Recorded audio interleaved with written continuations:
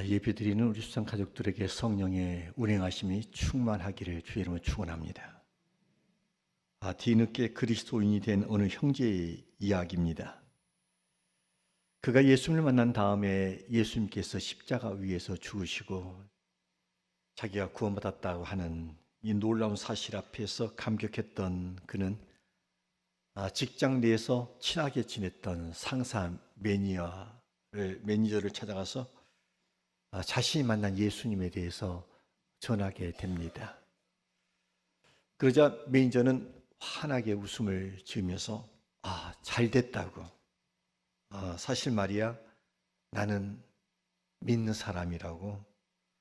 그리고 지금까지 나는 자네를 위해서 수년 동안 기도해 왔는데 이렇게 기도 응답이 되어서 너무나 기쁘다고 이렇게 말을 하는 것이었습니다.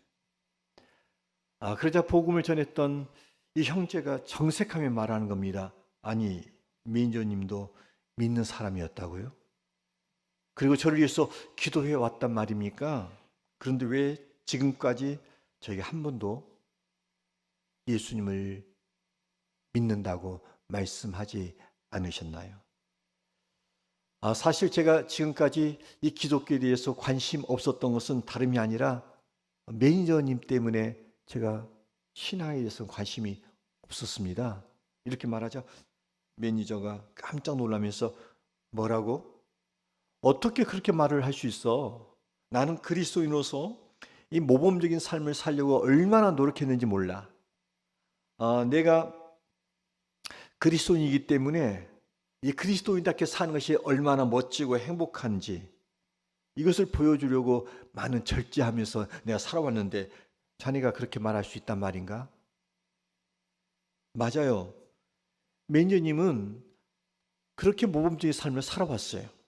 그런데 단 한 번도 자신이 그리스도 때문에 그렇게 산다고 저에게 말을 해준 적이 없어요. 그래서 저는 매니저님께서 예수님을 믿는 사람인지도 몰랐어요. 그리고 매니저님께서 믿음 생활을 저렇게 하지 않는데도 불구하고 저렇게 모범적으로 살 수 있구나 하는 생각을 보면서 저는 매니저님을 그렇게 존경하고 그렇게 따라가기를 원했던 겁니다. 이렇게 말을 하는 것이었어요. 이 매니저의 문제가 뭡니까? 직장 안에서 참으로 희생적이고 모범적인 삶을 살았습니다만 한 번도 자신이 예수 믿는 사람이라는 것을 말한 적이 없는 겁니다. 밝힌 적이 없어요. 물론 자신은 내가 예수 믿는 사람이기 때문에 모범적인 삶을 살아야 되고 희생과 헌신을 해야 됐다.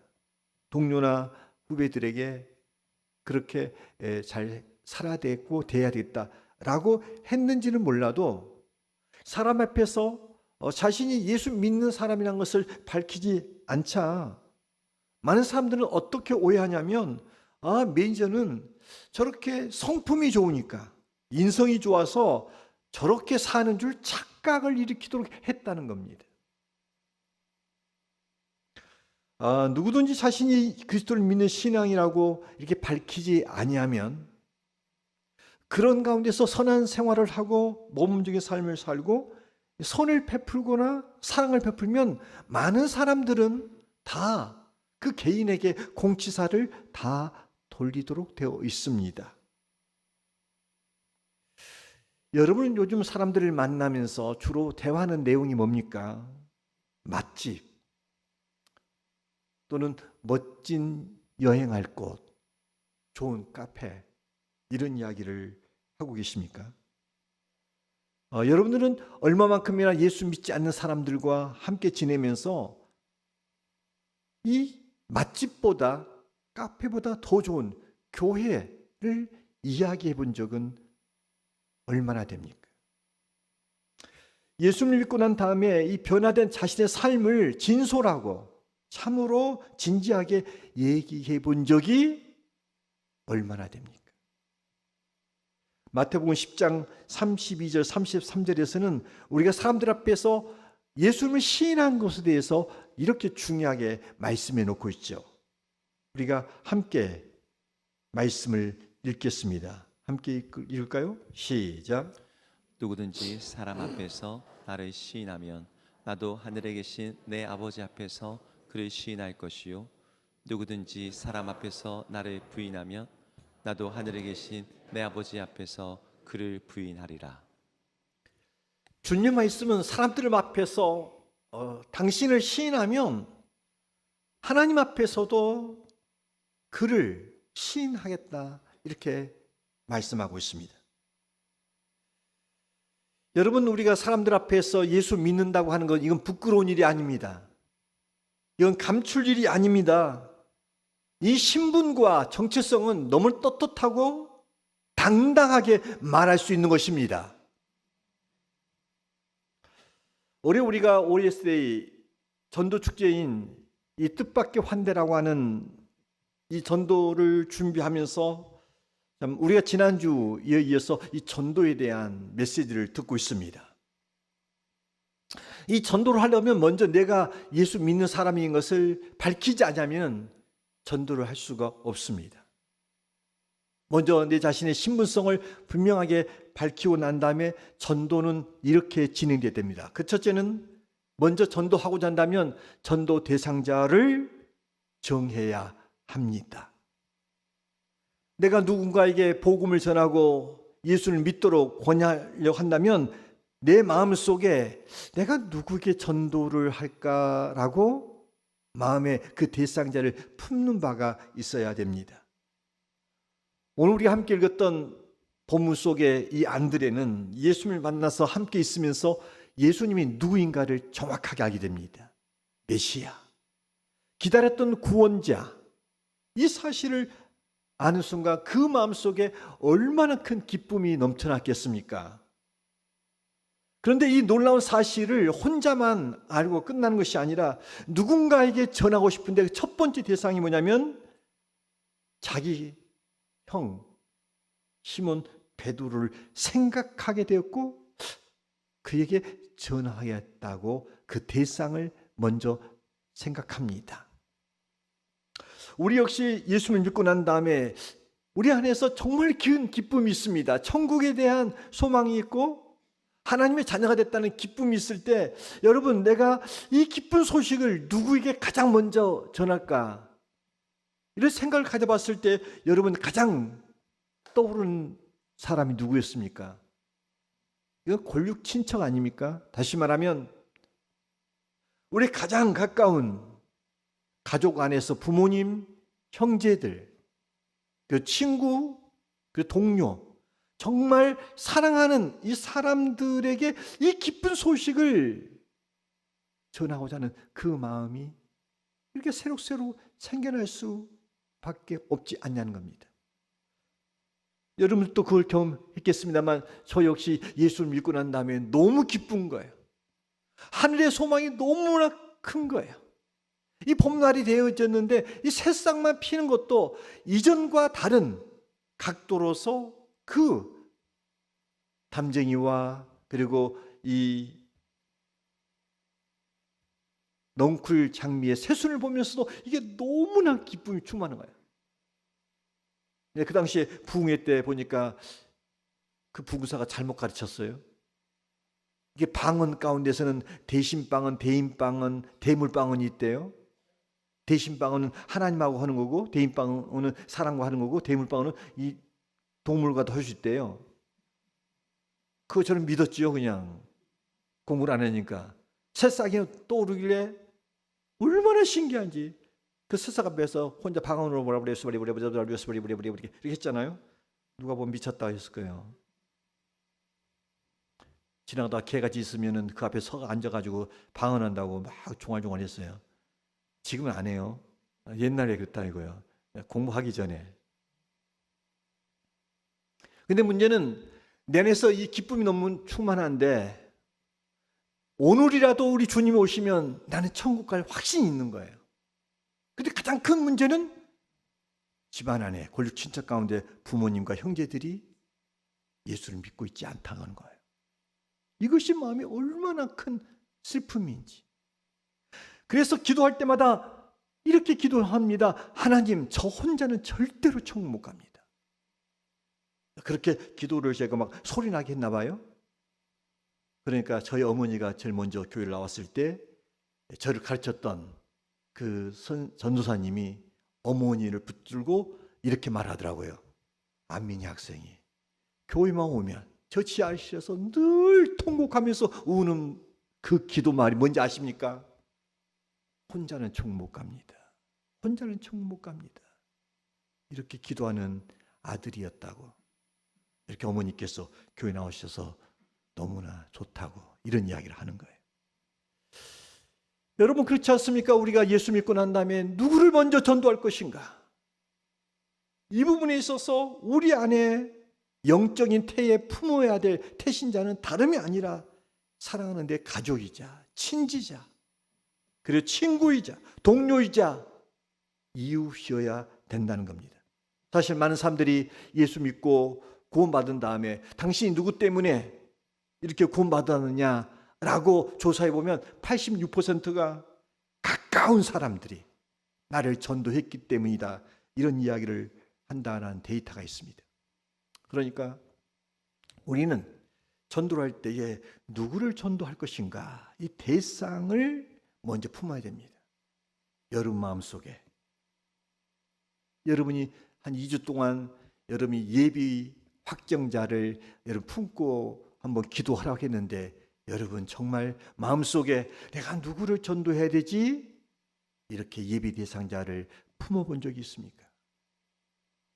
두 번째 전도의 원리는 전도 대상자를 생각했어요. 품었어요. 그 다음에는 그 전도 대상자에게 찾아가는 겁니다. 찾아가는 겁니다. 전도 대상자를 품었다고 해서 이것이 구원되지 않습니다.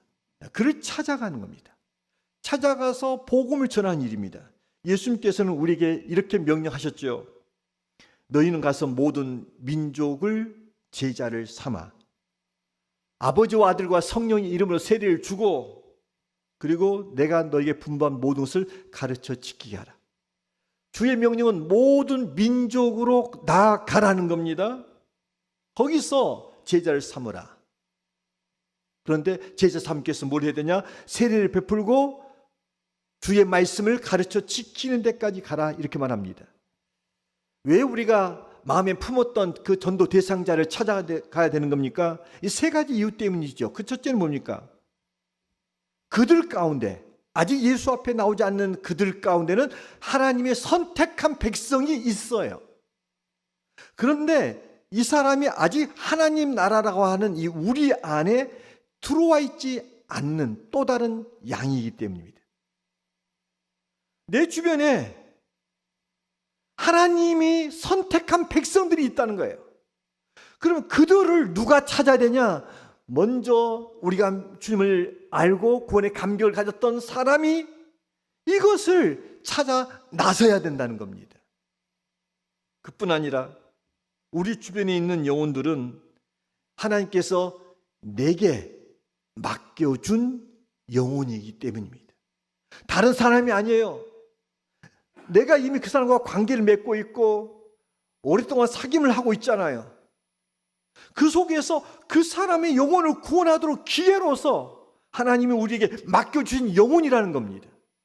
이걸 우리가 방임하거나 방종하거나 이것을 무관심하면 안 된다는 것이죠. 더 나아가서 내 주변에 있는 이 영혼은 내가 책임져야 될 영혼이라는 겁니다. 내 책임입니다. 이 부분에서 에스겔서 보면은 이렇게 말씀합니다. 하나님 말씀을 듣지 아니하고 그들이 죽는 자는 그 핏값으로 그들이 죽으면 그들은 제 길로 가거니와 그 사람의 핏값을 주변에 있는 사람에게 찾겠다 이렇게 말하고 있어요. 내 주변에 믿지 않는 영혼들을 붙여놨어요. 관계 맺기를 해놨어요. 그런데 우리가 그들을 전하지 않아서 그들이 죽으면 그 핏값을 주변에 있는 사람 우리에게서 찾겠다는 거예요. 그런 부분에 있어서 우리 주변에 믿지 않는 이 골육 친척의 구원 문제는 무심코 넘길 문제가 아니에요. 이 문제로 인해서 우리 안에는 늘 근심이 있어야 돼요. 사도 바울처럼 그치지 않는 고통이 따라와야 돼요. 믿지 않는 영혼들. 여러분 보세요. 만약 오늘 밤이라도 우리 주님이 오시면 일단 여러분 가족 가운데 부모님들은 천국 가겠습니까? 자녀들 괜찮으세요? 여러분 형제들 괜찮으세요? 그러기에 우리가 지옥 갈 그 영혼들을 보면서 마음에 근심과 고통으로 늘 기도가 따라와야 되는 거예요. 이걸 포기한다는 것은 굉장히 무책임한 일이죠. 그래서 우리가 전도를 할 때는 마음에 품은 자를 우리가 찾아가는 겁니다. 또 하나 전도는 그 전도 대상자에 찾아가서 이제 복음을 전하는 겁니다. 예수님을 전하는 겁니다. 이 문제가 오늘 말씀 41절에 나와 있죠. 41절 함께 읽을까요? 함께 읽습니다. 시작. 그가 먼저 자기의 형제 시몬을 찾아 말하되 우리가 메시아를 만났다 하고, 메시아는 번역하면 그리스도라. 여러분 이 말씀에서 보면 이 안드레가 베드로를 만나서 예수님을 뭐라고 소개하냐면 내가 메시아를 만났다 이렇게 말합니다. 아주 메시지가 심플합니다. 단순해요. 이 안드레가 예수님을 소개할 때 예수님을 신학적으로 객관적으로 아니면 역사적인 것들을 다 종합해서 그렇게 말하는 건 아니에요. 뭘 말하냐면 자기가 만난 그 예수님을 그대로 소개한 거야. 내가 예수님을 만나보니 그분이 누구였다는 이 확신과 이 체험을 전한 거예요. 성경에 보면 하나님이 우리를 가리켜서 너희는 이 모든 일에 나의 증인이라 이렇게 말했어요. 우리를 보고 증인이래요. 우리가 예수님을 전해야 될 증인이래요. 증인이 뭡니까? 증인은 남의 이야기하는 사람이 아니에요. 무슨 카더라, 누가 뭐라고 카더라 하는 이야기를 하는 게 아니라 증인은 내가 보고 듣고 확인한 것, 확신한 것, 이걸 말하는 게 증인이에요. 우리가 OS의 이 뜻밖의 환대를 우리 진행하면서 관계 맺기를 하고 있는 사람들에게 찾아가서 예수님을 전할 때 여러분 복잡하게 말할 필요 없어요. 나는 뭐 성경 지식이 없고 뭐 경험한 바가 없기 때문에 내가 예수님을 어떻게 전해? 이 성경의 두꺼운 성경책 내용을 어떻게 전해? 이런 것들 때문에 여러분이 가질 수 있는 두려움이 있어요. 여러분 그렇게 안 해도 돼요. 복음을 전하는 것은 뭡니까? 안드레가 예수 만나보니까 메시아네, 이 말만 전하는 거예요. 다시 말하면 내가 예수님을 믿고 체험한 것, 경험한 것, 그리고 그 예수님을 아는 즉기 작은 지식이라도 그걸 그렇게 말하면 돼요. 야, 교회 갔더니 말이야, 일단은 마음이 편해. 예전에는 걱정과 근심이 많았거든. 그때 내가 예수 앞에 나가서 하나님께 기도하고 말씀을 들으면 이게 세상 걱정이 없어져. 너 달라진 거 안 보이니? 나 너무나 기쁘다. 자기 삶의 변화와 그렇게 삶 경험한 것을 전하는 것, 이걸 말하는 거예요. 복음 전하는 게. 그렇게 복음 전하는 것이 어려워요? 쉬워요? 쉬워요. 어렵지 않은 거예요. 왜? 내가 만난 예수님, 경험한 예수님, 체험한 예수님, 이것만 말하면 되는 거예요. 우리가 전도는 어렵다 하는 생각들을 가지고 있어요. 그런데 전도는 어렵다 이 생각은 누가 주냐면요, 사단이 주는 거예요. 여러분, 전도의 가장 큰 걸림돌은 뭐냐면 전도가 어렵다라고 하는 이 고정관념이에요. 이 고정관념부터 깨야 돼요. 뭐 전도를 유창한 사람이, 훈련받은 사람이 뭐 많은 사람들을 설득해야 전도가 된다 생각합니까? 아니에요. 전도는 내가 예수님을 믿어 보니까 좋아, 심리적으로 어떤 뭐 삶의 모든 자세 면이나 태도 면이나 아니면 또 특별히 경험한 게 있어요. 또 은혜 받은 게 있다고요. 이걸 말하면 되는 거예요. 나의 삶의 이야기를 나누는 것, 이게 복음을 전하는 거고 예수님을 소개하는 거예요. 예수님이 성령이 임하시면 너희가 내 증인이 되리라 했어요. 증인이 뭐예요? 보고 들은 거, 경험한 것, 말하는 게 증인이에요. 근데 우리가 다 예수님의 증인이란 말이에요. 그러니까 우리가 부활하신 주님을 만나고 있어요. 기도하면서 경험한 바가 있어요. 말씀을 들으면서 체험한 바가 있어요. 깨닫는 바가 있어요. 여러분 그렇게 전하면 되는 거예요. 뭐 과장하거나 아니면 뭐를 덧붙이려고 할 필요 없어요. 각자 받은 대로 경험한 대로 체험한 대로 말하면 되는 거죠. 그런데 아시죠? 여러분 우리 신앙생활을 해보면 받은 은혜가 다 달라요. 어떤 사람은 많은 것들을 봐요. 많은 것을 깨달아요. 경험해요. 아주 이만한 은혜를 받아요. 그런 사람은 이만큼 전하면 돼요. 그러나 어떤 사람은 어떻습니까?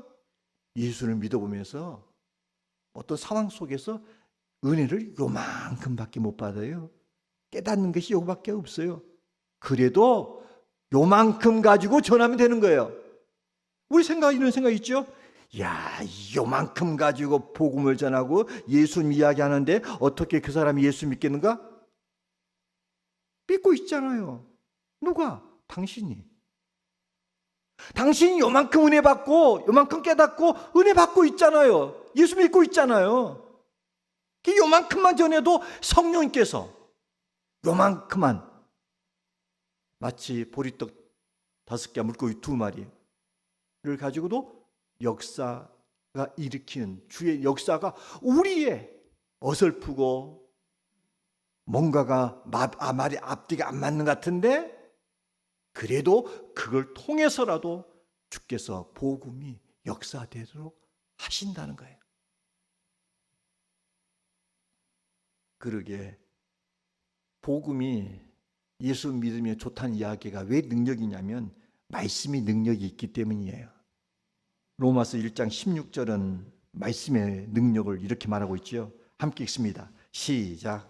내가 복음을 부끄러워하지 아니하노니 이 복음은 모든 믿는 자에게 구원을 주시는 하나님의 능력이 됨이라. 먼저는 유대인에게요 그리고 헬라인에게로다.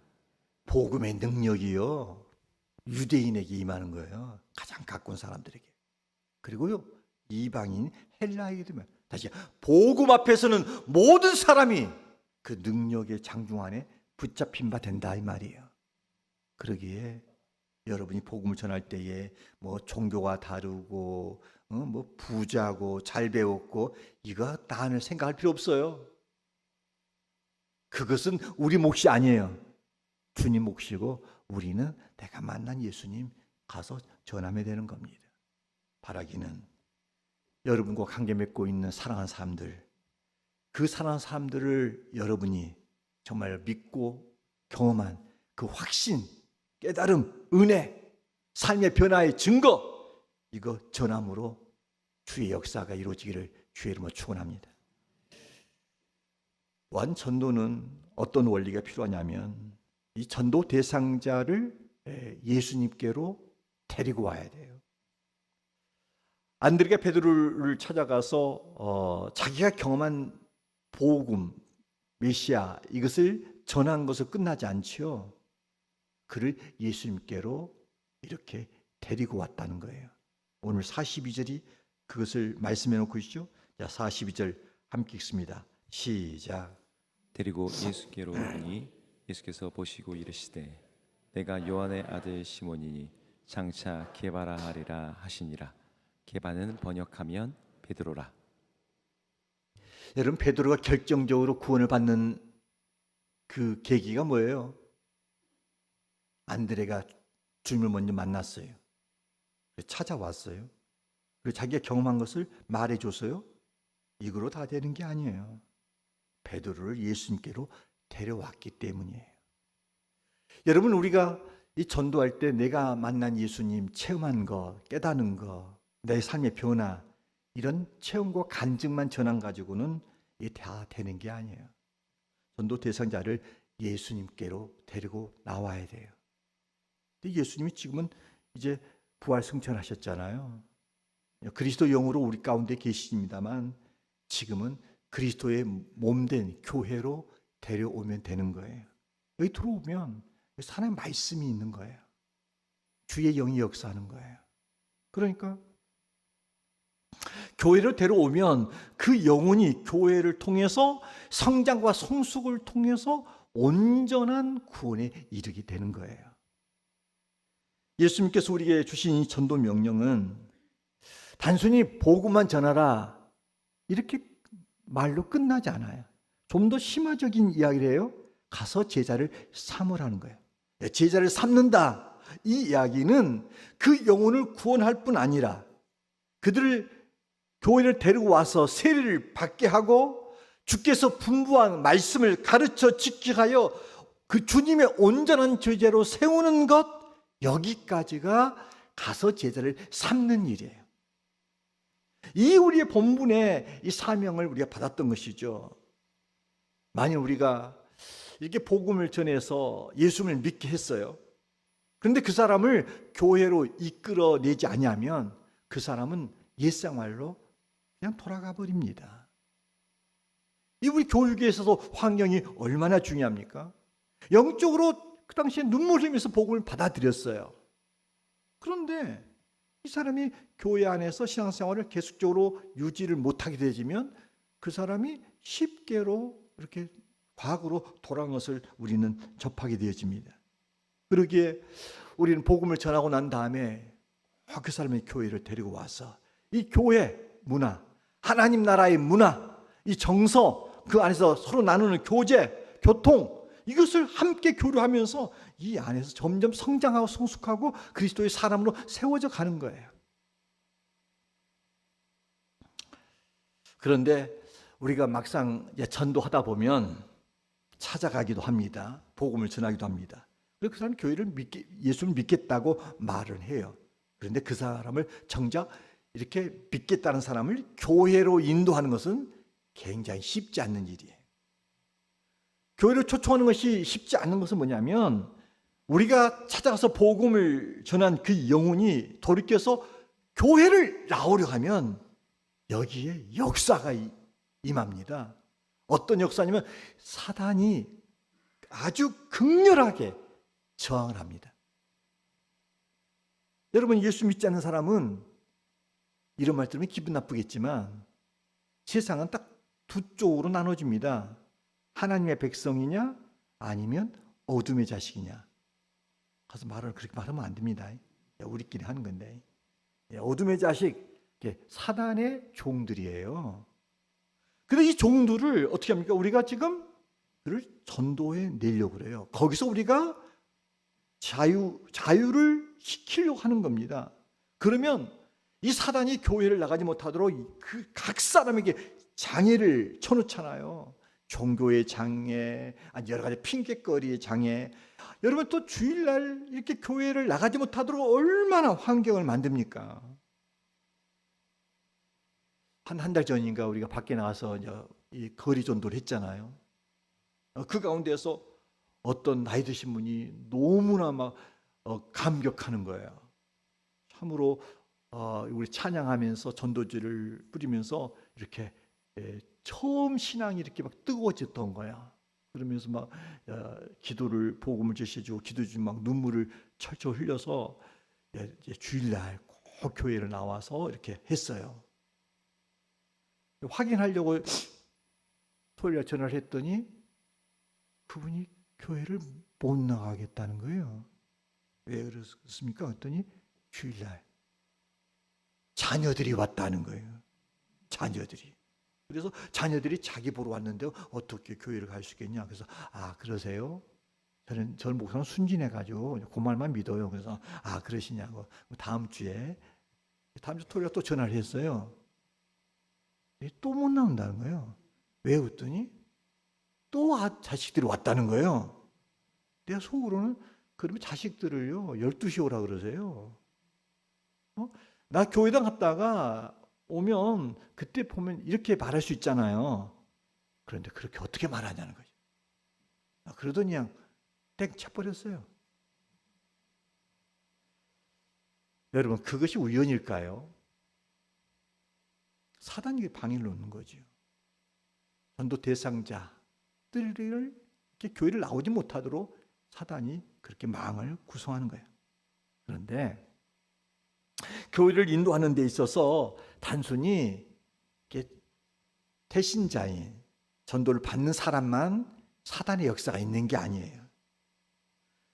사단의 역사는 다름이 아니라 전도하는 우리에게도 동일하게 역사가 되어져요. 여러분, 우리도 그렇습니까? 전도하는 우리가 이 전도를 막상 하려면 어떻습니까? 이게 뭔가가 어려워지는 거예요. 이게 마음이 참으로 쉽게 낙담이 되어지고요, 힘이 빠진 일들이 자꾸 일어나는 거예요. 이 교회 안에서 전도팀끼리 뭐 전도를 잘하자고 의견을 냈는데 이게 의견 충돌로 인해서 이게 또 그만두는 사람들도 있어요. 우리 교회는 말고. 여러분, 이게 다 사단의 역사거든요. 그런데 우리가 전도하고자 할 때 우리가 가정 안에서 이 남편과 또 자녀들이 얼마만큼의 소상입니까? 그러면 거기서요, 못 참고 화를 낸단 말이에요. 그러면 속에서 사단이 딱 그 붙잡고 이렇게 속삭이지요. 야, 누구를 전도하려고 하지 말고 니나 잘해. 웃는 분들 다 전과범이잖아요. 그런 경험 있잖아요. 이게. 야, 남을 전도하려고 하지 말고 네 식구나 해. 아이고, 이거 누가 말한 게 아니에요. 내가 나에게 말을 하고 있는 거예요. 근데 그게 내가 나가 아니라 사단이 우리에게 참소를 그렇게 하는 거예요. 그러니까 이 전도라고 하는 것은 이게 영적인 전쟁이에요.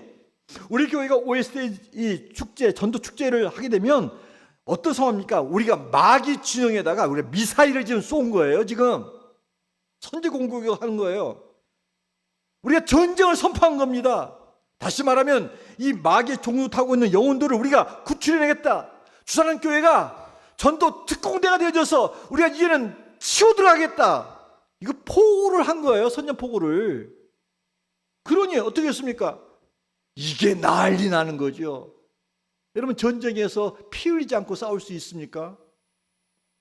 여러분, 이 전투는 이미 시작됐어요.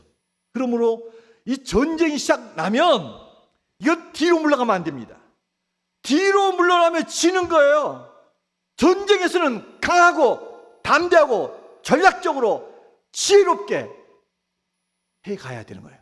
할렐루야. 여러분, 싸워보지도 않고 스스로가 포기를 하면 그 전쟁은 하나만 해요.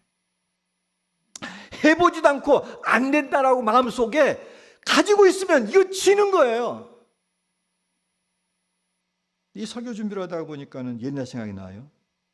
제가 전서 때 수원에 있는 이 개척교회를 섬기게 됐어요. 신학교 같은 반 형님이 개척을 한 거예요. 자기는 늦게 공부를 한 나머지 이 주일학교나 학생회를 인도해 본 적이 없어요. 그러면서 제가 그 당시에 막 군대를 제대했는데 나보고 좀 도와달래요. 찾아가 보니까 수원의 운동장 옆에 보니까 옛날에 보면은 그 조운동이라는 곳에 한일합섬이 있었어요. 거기 보니까 그 근처에다가 상가교회 2층을 세워놨어요. 2층 교회 세웠어요. 거기 보면 이제 근로 청소년들이 주로 이제 교회를 나오는 거예요. 가보니까 한 18명 나오더라고요. 그 다음 주에 이제 제가 전도사로 부임을 해가지고 주일날 설교를 했지요.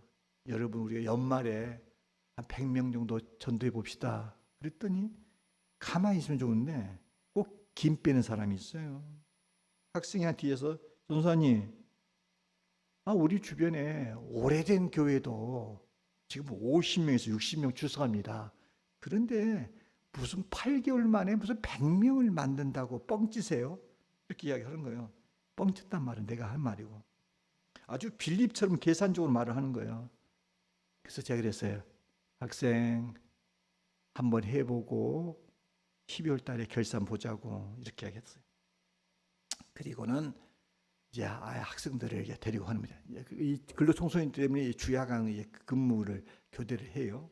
그러니까는 모였다. 그러면 기도를 시키고, 그리고 제가 그 당시에 어머니가 생선 장사를 했었거든요. 노량진에서 동태 이 동태를 그렇게 이제 비닐에 싸갖고 제가 시외버스를 타가지고 광명시에서 그 수원까지 갑니다. 그리고 거기서 동태를 이렇게 칼로 온 것을 내리쳐가지고 해가지고 도마를 해가지고 이만한 그런 그 드럼통에다가 동태를 무 넣고 파 넣고 고춧가루 넣고 그냥 가서 푹 삶습니다. 침을 질질 흘리실 분이 있는데 지금 그러면 이게 얼마나 맛있겠어요. 그리고 난 다음에 그 당시에 팔도라면 가면서 크롤렐라, 요즘엔 없지요. 그 옛날에 있어요. 그래도 파란색. 그것을 제가 이제 총소부를 하면서 학생들을 그렇게 가르치고 있다는 소문이 퍼졌어요. 아무튼 무슨 이야기 하다가. 근데 그 라면을 배달하는 그 팔도 그분이, 이야, 젊은이가 그렇게, 그 당시에 이제 보수를 안 받았던 것 같아요. 보수도 안 받고 가서 그런 일을 하냐고 하면서 막 라면을 대주는 거야. 그러면 라면 갖다가 아이들 그 동태에다가 라면 삶아가지고 먹이면 얼마나 좋아하겠어. 그리고 그 당시에 제가 20대 후반이었으니까 얼마나 핸섬하고 또 멋있고 학생들이 세 분이 고등학생들, 야, 근로 청소년들이야. 그러니 아이들이 몰려오는데 얼마나 몰려오는지 몰라요. 그래가지고는 그의 연말에 몇 명 된지 아세요? 120명. 이야, 그러니까 그 아까 8개월 만에 무슨 100명이냐고 뻥치지 말라고 했던 사람이 그냥 희쭈그리해졌어요. 제가 말씀을 드리고서는 제가 과거의 이야기를 왜 하겠어요? 라떼 이야기는 재미없어요. 뭘 말하고 싶으냐면, 전도 호작할 때 여러분 마음속에 안 되는 거 뭐 하냐? 작년에도 못했는데 올해라고 무슨 뾰족한 수가 있나? 이러지 마세요. 한번 해보고 안 된다고 하세요. 할렐루야. 우리 교회가 여러분 이천시에서 여기까지 오는 데 있어서는 이 교회가 얼마만큼 부흥이 되는지 몰라요. 우리 교회가 지금으로부터 한 10년 전만 해도 1년에 100명 가까이나 100명이 넘게, 제 기억으로는 160명까지 교회가 한 해 동안 올 정도였어요. 다시 말하면 새가족끼리 환영잔치가 1년에 3번을 할 정도로 교회가 그렇게 했어요. 그러나 사람들이 숱하게 이사를 가면서 여기까지, 이제 제가 늘 말하죠. 우리 교회는 이사만 가도 최소한 1,500명에서 2,000명이 되는 거예요. 이 교회를 향한 하나님의 기름 부으심이 있는 교회예요. 따라서 오늘 우리가 전도하자 했을 때 안 된다, 못한다, 그게 가능하냐? 이걸 논할 계제가 못 돼요. 우리 앞에 장애가 분명히 있을 겁니다. 그러나 굴하지 말고 우리는 도전할 것이고, 기도하면서 시도할 것이고, 결사적으로 하려야 될 것이고, 한 영혼을 구원하는 불타는 심정으로 우리가 전도하게 되어지면 하나님께서 역사할 줄로 믿습니다. 여러분, 전도는 어렵지 않습니다. 전도는 쉽습니다. 전도는 대상자를 정하고 찾아가고 내가 만난 예수님을 전해주고 교회 앞으로 인도하면 됩니다. 쉬워요, 어려워요? 너무 쉬워요. 4단계. 정하고 찾고 찾아가고 그 다음에 전하고 데려오면 돼요. 뭐가 어려워? 할렐루야. 전도는 하면 되고 안 하면 못하는 거예요. 전도는 누구나 할 수 있어요. 왜? 내가 예수님 만났기 때문에. 예수님 만났기 때문에 그 이야기만 하면 됩니다. 자, 여러분, 이 주보 사이에 오늘 예쁜 여러분 VIP 초청 대상자 작성서가 있습니다. 자, 이 작성서는 다름이 아니라 여러분이 제가 2주간 시간 드렸죠. 여러분 주변에 누구를 전도해야 되나, 하나님이 기도 속에 떠오르는 예비 대상자를 한번 생각해 보고, 이제 오늘과 다음 주는 확정 대상자 이름을 쓰는 겁니다. 여기 보면 두 블록이 나눠져 있는데, 셀은 자기가 셀에 속한 사람을 쓰면 되고 이름을 쓰시면 되고, 첫 번째 뜻밖의 환대 셀 초청 대상자는 셀 가족으로 초청한 사람은 여기다 쓰면 됩니다. 셀 가족 성함 쓰시고 VIP 초청 대상자는 어떤 관계인가만 써주시면 됩니다. 그 다음에 2번에 보면 7월 14일 주일 예배 초청 대상자는 셀은 자기가 참석하지 못하고 있어. 그런데 이 사람을 주일날 전도 집회 때 초대할 수 있어. 7월 14일 날. 그러면 여기 대상자 쓰는데, 여기에 이름 쓸 사람은 그냥 부산에 있는 사람. 이게 쓰면 안 돼. 데려오지도 못할 건데 부산 사람이 있고 광주에 있는 사람은 전라도 남도 화순에 있는 사람 이거 쓰면 안 되고 꼭 데려올 사람. 알았죠? 데려올 사람 명단만 써야 돼. 그래야 우리가 이제 이 사람들을 어떻게 환대할 것인가를 좀 더 조직적으로 준비하기 때문에